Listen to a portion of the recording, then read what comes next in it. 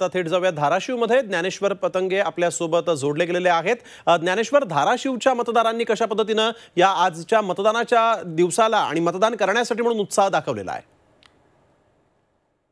धाराशिव लोकसभेसाठी आज मतदान पार पडलं, शांततेत मतदान पार पडलं। धाराशिव लोकसभा मतदारसंघामध्ये सकाळच्या सत्रामध्ये मतदानाचा वेग तसा चांगला होता। मतदारांनी सकाळच्या सत्रात मतदान करणं पसंत केलं।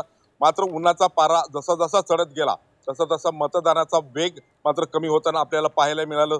दुपारी 4:30 नंतर परत मतदानाचा वेग वाढला आणि 5 वाजेपर्यंत धाराशिव लोकसभेसाठी 53% एवढं मतदान झालं। मागच्या वर्षी जवळ हे मतदान 63% एवढं होतं। म्हणजे या वर्षी मतदानाची टक्केवारी आपल्याला कमी झालेली पाहायला मिळते।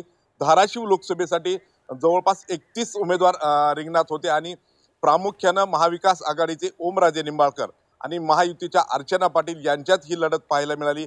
उमेदवारी मिळवण्यापासून ते मतदानाच्या शेवटच्या टप्प्यामध्ये हे त्यांच्यामध्ये चुरशीची लढत होताना पाहायला मिळाली। आज मतदान प्रक्रिया पूर्ण झालेली आहे आणि या दोन्ही उमेदवारांचं भवितव्य मतपेटीत बंद झालेलं आहे।